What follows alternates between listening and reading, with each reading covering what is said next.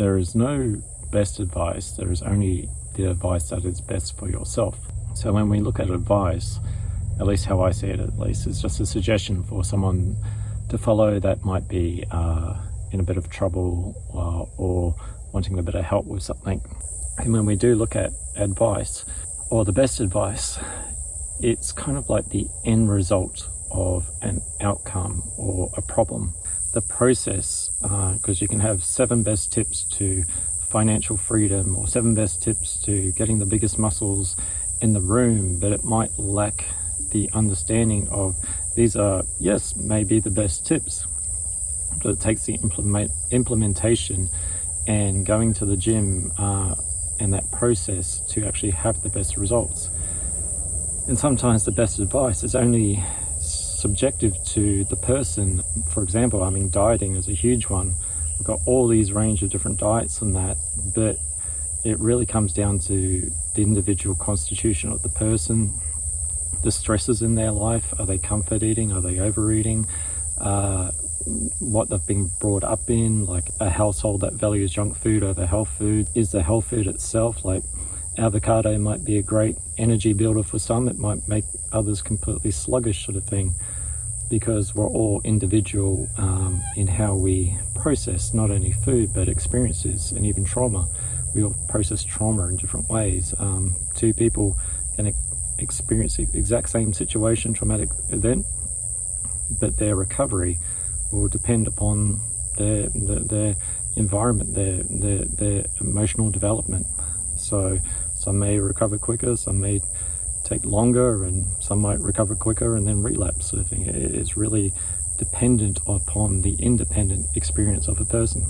However you apply it, like even if the best advice does work for you, it's only going to work for you in your individual way. For example, there are many EFT practitioners and non-practitioners online on YouTube that you can watch. Our unique flavor, our unique personality, our unique backgrounds will give a different variation on even the same technique. I can do an EFT tapping on fear, and I'm guaranteed there's other people that have done EFT tappings on fear, but you might resonate more with someone else, with myself, or with a variant of people. It doesn't have to be one or the other. It can be more than one, whatever gets the benefits, and both might be sharing from their experiences and what works best for them. Sometimes the best advice comes from the worst advice. A doctor, for example, and this is not knocking doctors, it's like with everything, it's like we go with what we're trained on, what we're given our knowledge based on. So we're naturally just going to operate on that. We wouldn't completely do something out of script. So a doctor, you might go to a doctor and it's like, I've got the symptom, and it's like, okay, from my best medical advice, here's the prescriptive treatment. It might be medications, for example, and you take those medications, and naturally your body might adjust to those levels of medication. Symptoms arise again, you go back, you get more medications. There are, of course, side effects with medication which do have an effect on the body. The medical advice might lead to both financial and health situations where it doesn't have the best outcome on our bodies. There's the other side of that where it's like, well, I've been doing this all my life and it's just not worked for me sort of thing, and then like I try this new therapy that's outside of what's known sort of thing in medical knowledge, and that has the best result for me, and like all of a sudden that symptom has gone away, and it's like I really want to share that with everyone because it's had the best results for me. The only other thing with that is it took the worst advice or the best advice that happened, and what I mean by that is all that, I guess, poor treatment or the ineffective treatment was almost the build-up point to the tipping point of the treatment that worked. And that can be complementary therapies, or it could be a therapy that's within the medical field, clinical field. So everything that led to that moment was the worst advice, but it took the worst advice for the best advice to actually take effect. It's kind of like a self-awareness or an acknowledgement of like, I don't want to completely disregard everything there because it didn't work. It's just, this worked for me. That same thing that worked for me might not work for someone else because they have a different background, they have a different symptoms, they have different belief systems, how they've been raised to things. So they might have that same tipping point thing, and it might not work for them. So it doesn't become the best for them. There's, even situations where the best intentions might lead to the worst outcome. What I mean by that is, like, you could take a situation where you could be a business person, and you've got this great business idea within this business, and you think this is going to change the business environment sort of thing, and it's going to be great.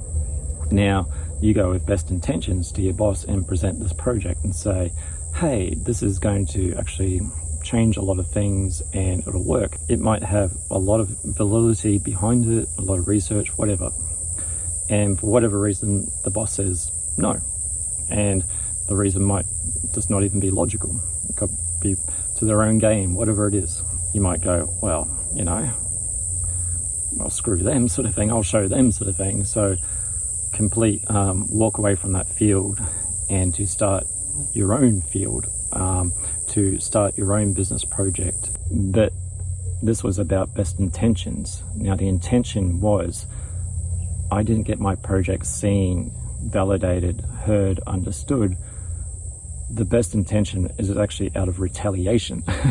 So that's what it becomes. It's growing something that's the best out of a grudge, a retaliation, a chip on the shoulder.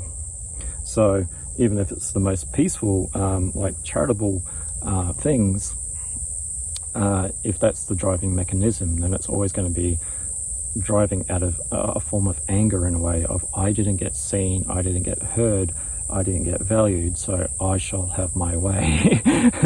So that driver, without that resolution, that reconciliation of all parts of one's identity, will start to probably almost form the same structure as what denied that person in the first place sort of thing. It's like, because if anything gets in the way of one's own personal gain, then there becomes a hierarchy in that, a structure, and it's like there's going to be the one at the top and the one that denies other people that might have outside views to things. So in a way it becomes its own sense of conformity. If we try to once again say that my way is the best way for you sort of thing, then that becomes an enforced conformity upon other people. That's why it's like, for me, it's like I know EFT tapping is good, but I'm not naive to say that it's not the only thing. The best advice is really just what works for you on an individual level. Similar with EFT tapping, it might work for extremely well for one person, might take 3 sessions, and I might work with someone else that has the exact same situation. It could be very long going, because it's kind of like the layers of the onion. It's like that was only the starting point sort of thing. That was only the top layer of the issue. There was many. So it really does come down individual for the person. So there is no real best advice. There's only really what works best for you, and it's finding what works best for you. And in that finding, there is also the trying on and seeing if it works for you, and persisting in that, and just not going, well, this makes me feel uncomfortable, because is that uncomfortable because it doesn't work, or is it because it's making me feel uncomfortable emotions that I've not experienced before, that might be just that tipping point to something better. So I'm Dion from Eflowtion Support Services, and I'll catch you in the next one. Bye for now.